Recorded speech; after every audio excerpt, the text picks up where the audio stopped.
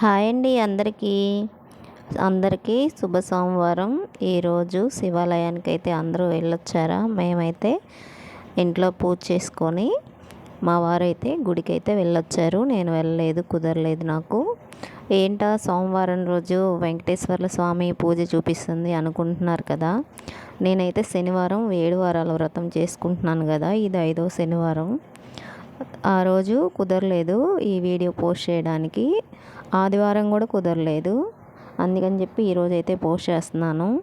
కుదరలేదంటే ఎందుకు కుదరలేదంటే నాకేంటో ఈ వీడియోలు తీయాలని ఇష్టంతో తీస్తున్నాను, కానీ ఈ వాయిస్ ఇవ్వడానికి కానీ ఇలా మాట్లాడదామన్నా కానీ ఏంటో చాలా భయంగా ఆందోళనగా ఉంది. ఏం అర్థం కావట్లేదు, ఎక్కడ ఏం మాట్లాడాలో కూడా తెలియట్లేదు.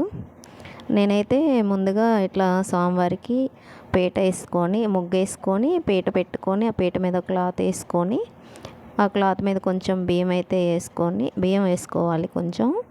ఆ బియ్యం పైన స్వామివారి పటం పెట్టుకొని ఇలా పూలతో అయితే అలంకరించుకోవాలి. కొంచెం మాట అయితే తడిబిడి పడుతుంది భయంతో, ఏమనుకోవద్దు, అర్థం చేసుకోండి. మీ ఇంటి ఆడపిల్లగా ఆదరిస్తారని అనుకుంటున్నాను. ఇంక ఇలా మా పూజ అయితే చేసుకుంటున్నాము శనివారం రోజు. ఫస్ట్ ఇలా గణపతికి అయితే ఫస్ట్ పూజ చేసుకుంటాము. ఎవరైనా అంతే కదా, ఏ పూజలో అయినా సరే ముందు గణపతికి పూజ చేయాలి కాబట్టి ఫస్ట్ గణపతికి పూజ చేసుకొని, గణపతి పూజ అయిపోయిన తర్వాత కుంకుమ పూజ అమ్మవారికి అయితే పూజ చేసాము.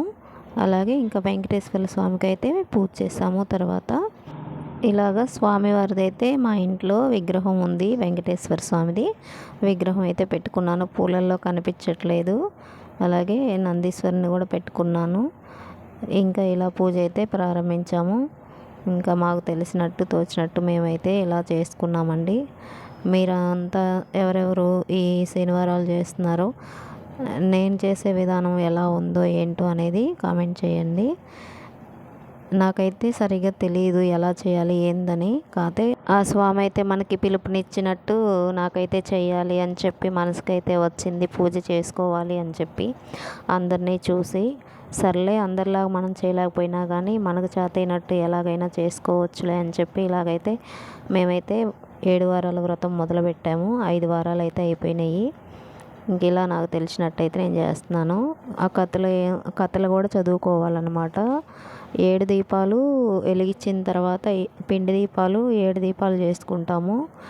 ఆ పిండి దీపాలు 7 వెలిగించిన తర్వాత స్వామివారి పూజ అంతా అయిపోయిన తర్వాత 3 కథలు వస్తాయి. 3 కథలు అయితే మేము ఫోన్లో పెట్టుకొని అయితే వింటున్నాము. బుక్స్ కూడా చదువుకోవచ్చు.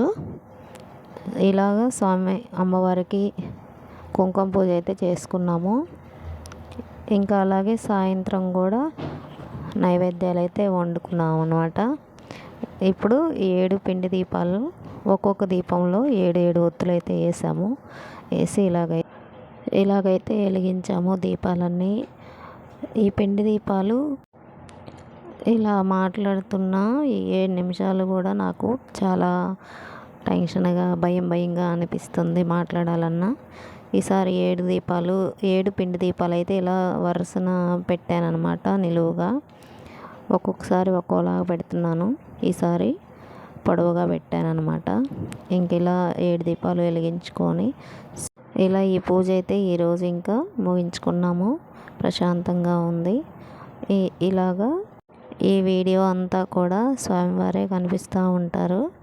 మేమైతే ఎక్కడ కనిపించలేదు. కానీ ఇలా స్వామివారిని చూడాలంటే కూడా 2 కళ్ళు సాలట్లేదు. చాలా బాగా అయితే అనిపించింది నాకు.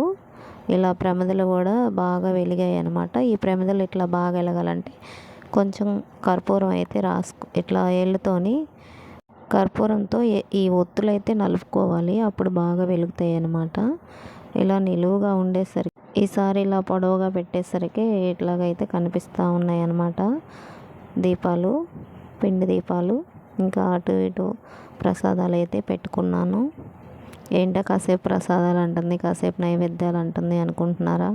చెప్తున్నాను కదండి, టెన్షన్గా ఉంది, భయంగా ఉంది అని చెప్పి. ఇంకా ఇలా అయితే పూజ పూర్తయిపోయింది.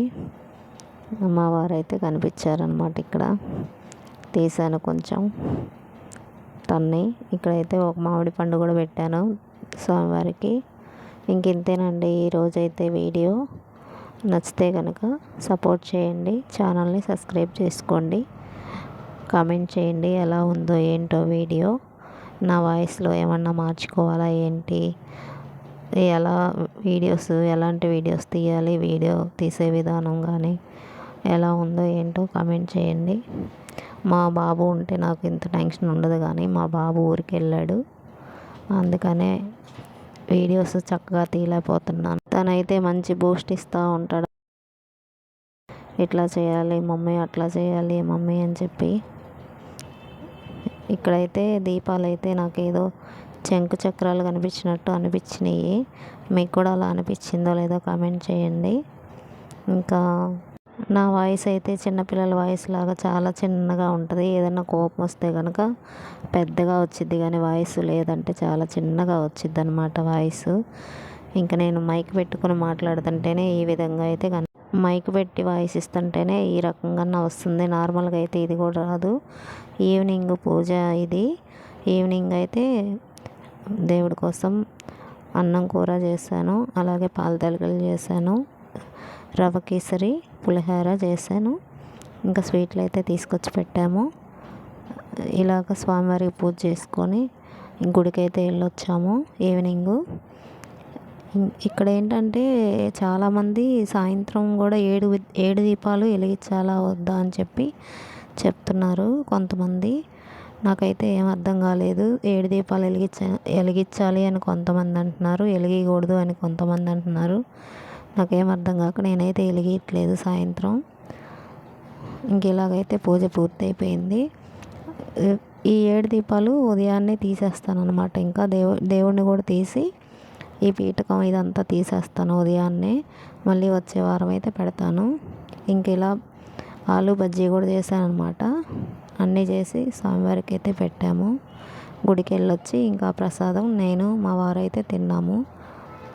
ఇంకా ముత్తైదుని పిలిచి అయితే తనకు కూడా భోజనం పెట్టి తాంబూలం ఇచ్చాను.